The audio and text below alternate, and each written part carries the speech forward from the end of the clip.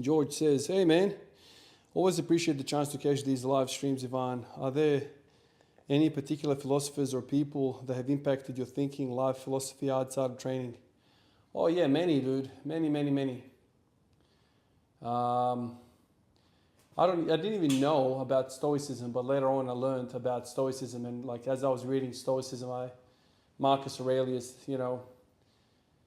I started to go like, oh yeah, that makes a lot of sense. But I follow a bunch of like channels.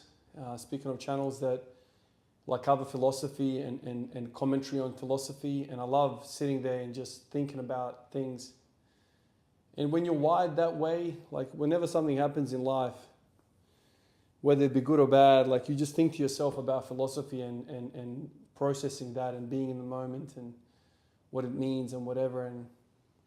And things like if I go to a cemetery to see, my grandma's grave or my father-in-law's grave, I sit there and I just think to myself, I miss them dearly, but it's never a sense of like I'll never see them again.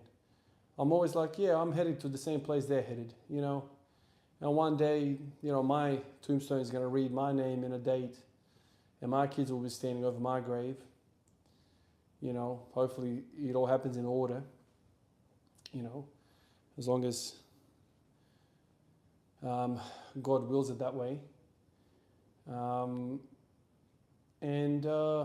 Yeah, there's an order to life. Nobody, gets out of here alive, and like that thought is never too far away from my mind, that all of this stuff is just temporary. And that's why like a lot of the stuff that happens in my life, I'm like, yeah, whatever. There's an afterlife, there's a God.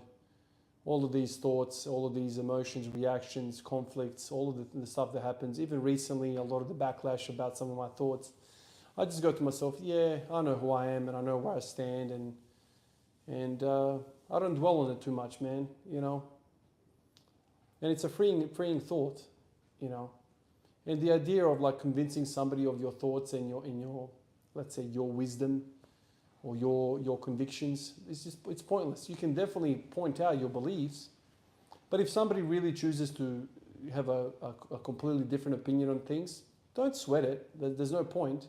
Everyone's on their own journey and their own discovery, Everyone's got their own fate, let's say. And there's no point being angry at somebody for not being at a certain bus stop that you're at. Maybe you're ahead, you're behind, whatever. Everyone's got their own journey.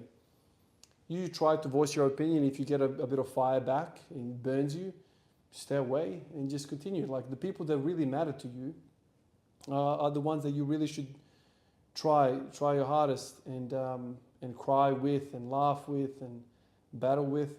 But like some stranger online that says to you you're an idiot and you mean nothing and you should jump off a bridge, and some of the hate that I got like in the comments, I just think to myself, wow, man, here's an individual sending hate, death threats online to somebody who has a different political opinion or philosophical opinion about how the world should be and what their beliefs are.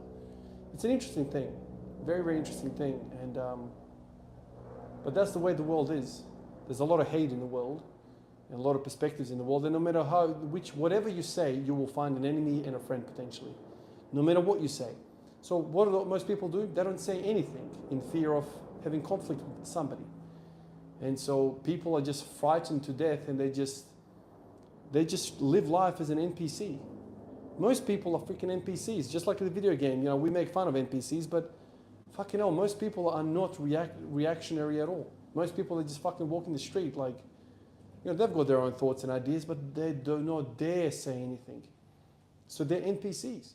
And that's fine. Like, society, the environment is scared them to bits about anything and everything. And so they take all their thoughts and emotions and fears and love, all that to the grave, and that's it.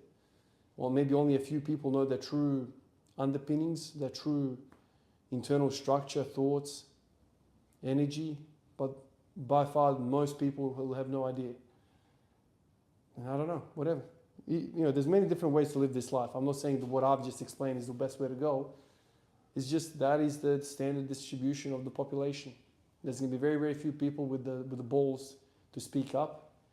The majority are going to be sheep. And people can get upset about that or not. That's the way it is. Like, look at history, man.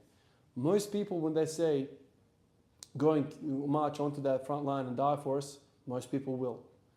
Any point of history you see. How many people are willing to die for their beliefs? My friend, there are fucking few and far between, man. Most people would just succumb to the fear and just off they go. Off they go marching as a sheep.